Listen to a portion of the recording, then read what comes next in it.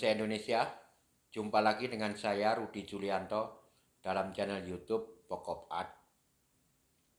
Pada kesempatan kali ini saya kepingin membuat konten atau mereview tentang desain dari 5 karya bonsai saya yang terdiri dari 2 Santiki,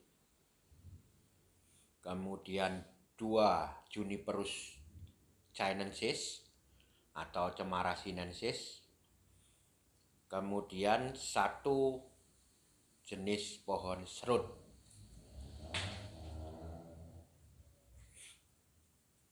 Nah, 5 bonsai yang akan saya review ini menurut saya menarik sekali untuk bisa saya sharingkan tentang paling tidak sekilas proses desainnya, atau yang lebih sebenarnya saya tekankan adalah before dan afternya. Jadi bagaimana saya mempunyai awal atau bagaimana saya awal berhadapan dengan masing-masing pohon ini, kemudian bagaimana saya membuat desainnya sampai menjadi kondisi yang boleh dikatakan update sekarang ini.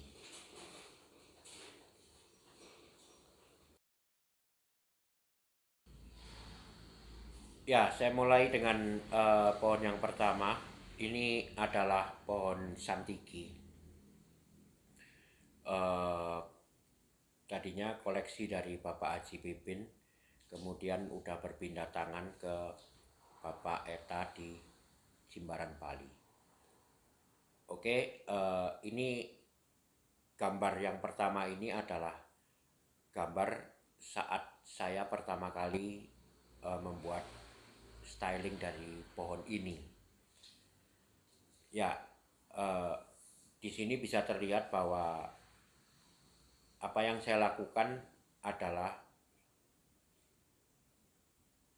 membuat kerangka dan menentukan posisi.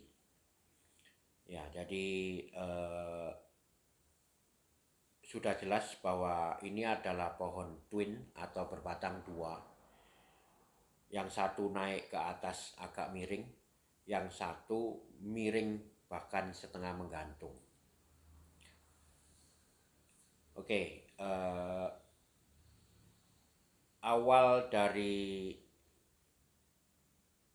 proses desain pohon ini sangat menentukan sekali, menentukan posisi, kemudian memanfaatkan apa potensi yang ada, yaitu banyaknya keringan. Ya, jadi sangat ekstrim sekali. Ini keringan semua asli dari alam, sangat ekstrim sekali. Saya sangat terkesan sekali dengan kondisi pohon ini. Nah, kita lihat gambar yang kedua, prosesnya setelah styling pertama. Gambar yang kedua ini adalah kondisi setelah kita proses kurang lebih selama 1 tahun. Cukup bagus pertumbuhannya, dan saya juga cukup puas dengan desain yang saya terapkan pada pohon ini. Sekarang udah lebih terlihat bahwa ini memang adalah satu pohon mempunyai batang dua, kemudian kebetulan ada anak pohon kecil di depan, jadi boleh dikatakan ini 3 pohon, 2 pohon besar, 1 pohon kecil. Nah, sampai pada tahap ini seperti tadi saya ngomong, saya cukup puas dengan kondisinya. Tetapi sayang, setengah tahun kemudian batang utama yang naik ke atas mati. kita sendiri juga bingung kenapa kok bisa mati. Nah, kita lihat aja nih gambar yang ketiga. Ya, bisa dilihat di gambar ini bahwa pohon utama yang naik ke atas mati.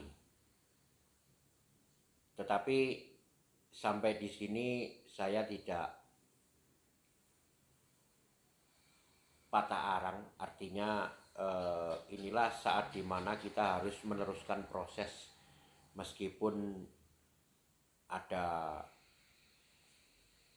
cabang atau batang yang sebagian mati. Jadi proses dari desain pohon ini atau kehidupan pohon ini tetap kita akan lanjutkan. Apa yang saya lakukan setelah kondisi ini adalah mereposisi lagi, membuat desain baru lagi. Jadi sekarang lebih terlihat seperti di gambar ini. Nah, ini posisi yang kepingin saya kehendaki. Dengan cara memiringkan pot seperti ini, maka saya bisa kurang lebih menemukan atau mencari posisi yang baru. Ini kurang lebih posisi yang saya kehendaki, dan saya merasa bahwa kualitas ataupun tampilan dari pohon ini tidak kalah dengan kondisi utuh sebelumnya. Jadi di sini pohon terlihat lebih dramatis. Artinya banyak keringan di sebelah kanan, kematian, kemudian arah tumbuh pohon, baik itu gerak batangnya maupun nanti perantingannya akan dominan ke arah sebelah kiri. Nah, seperti terlihat dalam gambar ini sudah saya reposisi yang pasti posisinya bagaimana, dan sudah saya arahkan ranting-rantingnya sedikit.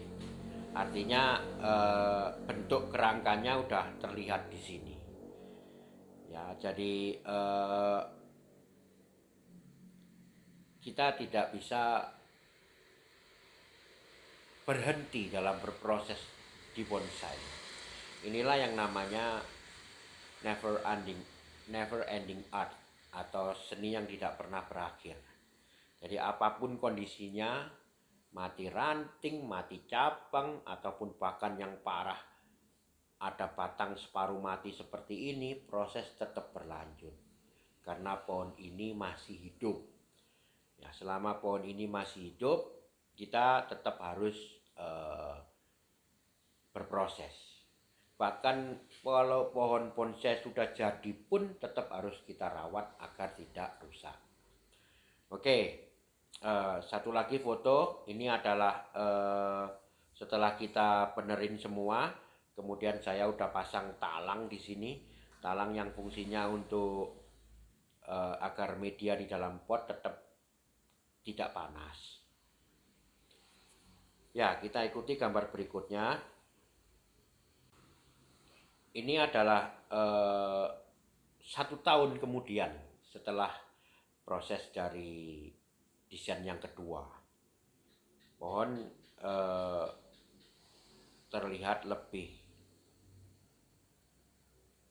dinamis, lebih dramatis dengan double mahkota. Bisa dilihat memang sangat dinamis pohonnya. Jadi terlihat bahwa arah tumbuh ini memang mengarah ke satu arah yang reasonable, artinya beralasan, karena ada kematian di sebelah kanan.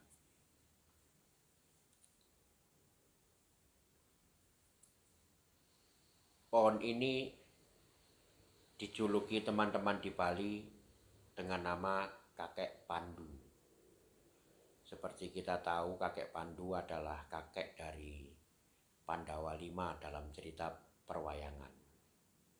Kenapa dijuluki kakek Pandu? Karena memang penampilannya yang bisa mempresentasikan sebuah pohon yang sangat tua dengan keringan-keringannya yang sangat natural, sangat alami.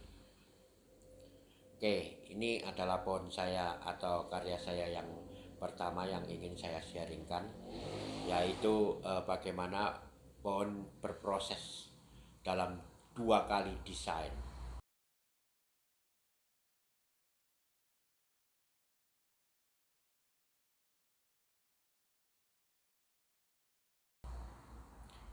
Ya, kita lanjut dengan pohon yang berikutnya.